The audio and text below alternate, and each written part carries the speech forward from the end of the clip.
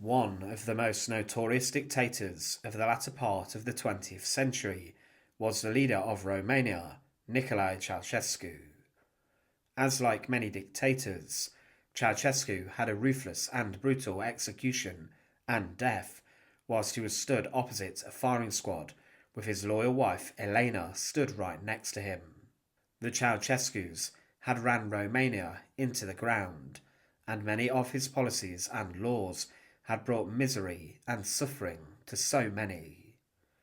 Nicolae was deposed during a revolution in 1989, and his army would defect away from him, and the revolution, when in full swing, removed the dictator, his wife, and his influence from the face of the nation. His execution was so ruthless and quick that television cameras were brought into a military compound to capture and show his final moments, but the trigger-happy paratroopers tasked with taking the life of Ceausescu shot so quickly that the first shots were missed. However, what is not as well known is that in the years after his execution, the body and grave of Nicolae Ceausescu has been disturbed and also opened up, and his coffin was even opened during an exhumation to assess if the remains buried in his grave actually belonged to the Romanian dictator. But what was discovered inside of the coffin was disturbing and shocking. Join us today as we look at this, and to support our channel, please make sure to subscribe. Nicolae Ceausescu came from humble origins to become the most powerful man for many years inside of Romania.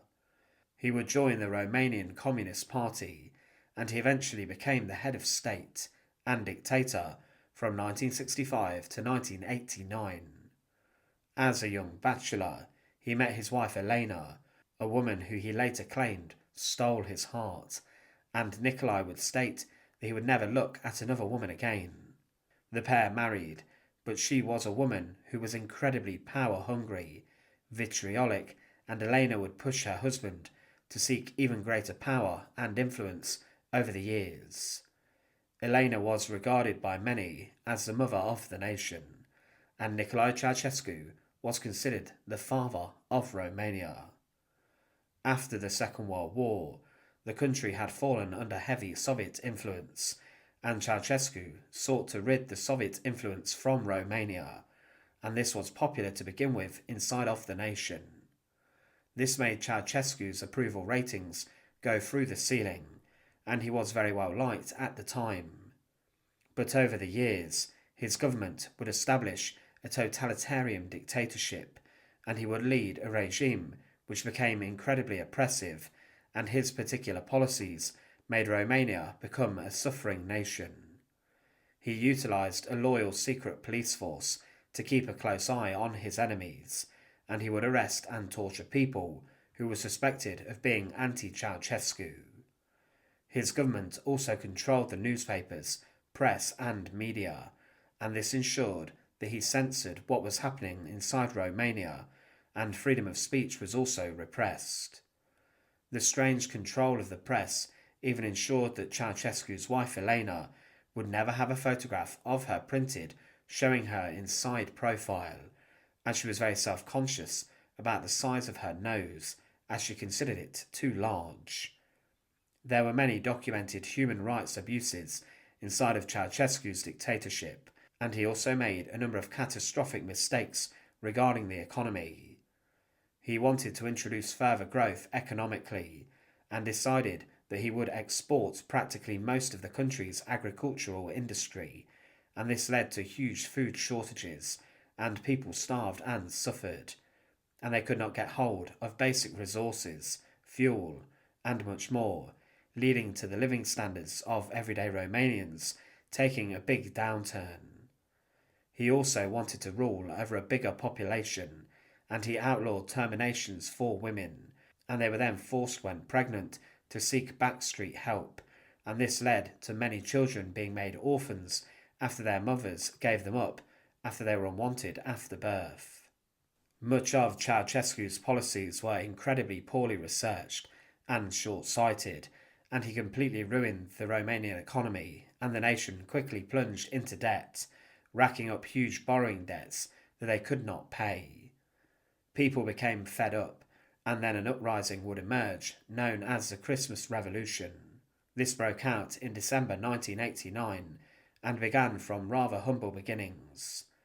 The government wanted to deport a popular and influential preacher, but as time went on, the initial smaller cause of the unrest was forgotten, and people turned their anger towards the dictator, his wife, and government.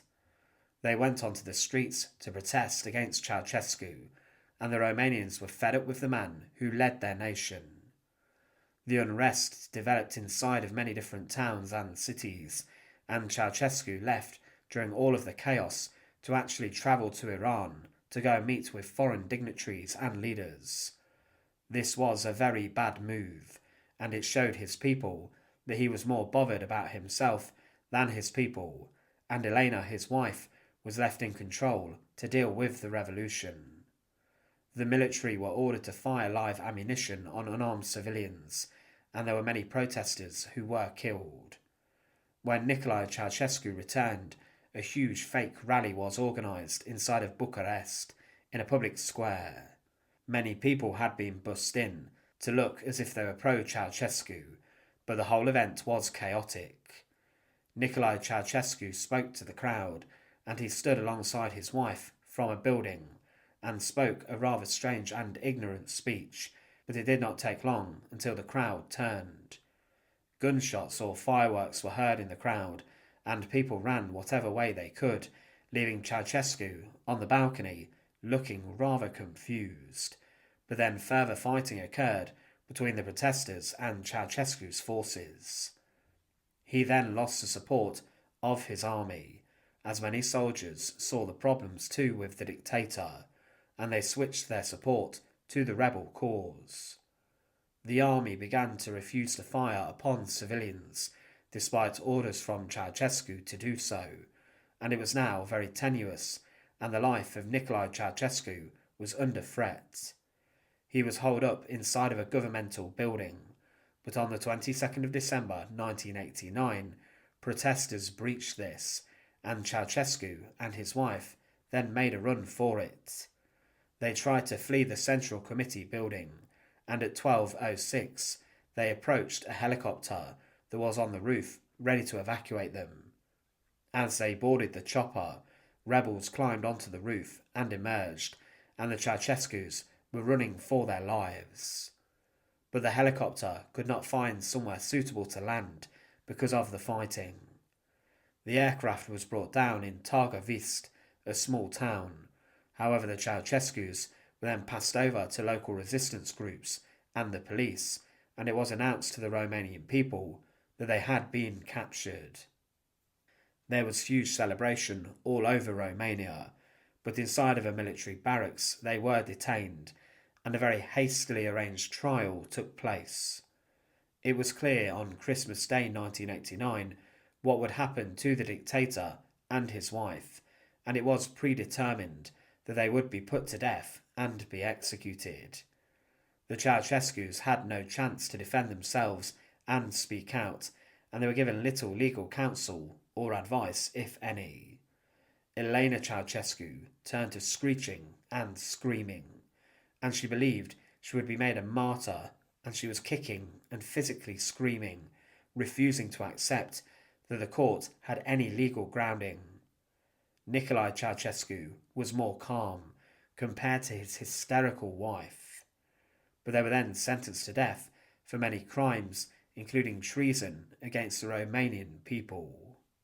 But their demise and death would come instantly.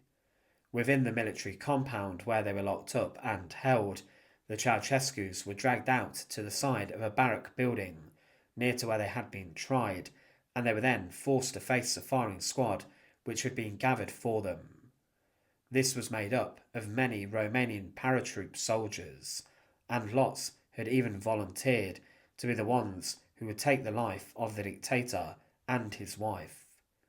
There were television cameras gathered on an embankment to capture what was going to happen and to show the crowds that their dictator was to be killed. The firing squad raised their machine guns and they were trigger happy. Whilst Nicolae Ceausescu whistled and sung a patriotic song, the firing squad littered his body with bullets and the Ceaușescus then fell to the ground. The television cameras caught the final moments, but then the bodies of Ceaușescu and his wife were quickly gathered and they were placed inside of coffins, and they were then driven to the Ghencea cemetery within Bucharest. 2 simple graves were dug, and the body of Nicolae Ceausescu and Elena were placed in separate graves. It was known inside the city where the Ceaușescus had been buried, and over time there were a number of memorials erected upon Nicolae Ceausescu's grave, and communist symbols were placed on it. People also laid flowers often, but as the years passed, the daughter of the Ceaușescus asked local authorities to exhume her mother and father's remains, dig them out of their graves to ensure that they could be buried together in the same plot. But she also wanted to make sure that the bodies inside of the graves belonged to her father and her mother. In 2010, the grave of Nicolae Ceausescu was disturbed and broken into by local officials. They broke the ground with their shovels, and the decision to undertake this action was officially said to have been done to confirm that Nicolae Ceausescu's remains were actually his in the grave. Confirmation of this was needed. DNA testing would then take place on the corpse. The coffin of Nicolae Ceausescu was found in a relatively shallow grave, and it was then cracked open as people gathered relatively close, witnessing what was happening in the graveyard. The body was examined by pathologists and specialists, and they concluded that from the initial inspection that the remains did belong to the Romanian dictator. His remains were in relatively acceptable and good condition, and in fact he had even been buried wearing his black winter coat and also the grey fur hat that he was shot in. From Nicolae's remains, DNA was extracted and it was sent for testing inside of a laboratory. The DNA confirmed that it was with 100% certainty the body of the former dictator within the grave. But the remains of his wife Elena were not in a good way, and DNA could not be extracted from her body, but it was generally accepted due to the known location of her grave that the bones belonged to Elena Ceausescu. The daughter of the pair did get her wish, as the coffins were then placed inside of a single grave, and still today, inside of Bucharest, the Ceausescus are buried in the same plot. Nicolae Ceausescu was one of the most ruthless dictators of the latter 20th century. He was a man who brought misery and suffering to millions of Romanians, following his failed policies to rejuvenate his land and to keep it away from the influence of the Soviet Union. But in the years following his execution, his grave was broken into and his coffin was opened to ensure through DNA analysis that his remains were actually where they had been buried. Thanks for watching. To support our channel, please make sure to subscribe, and once again, thank you so much for watching.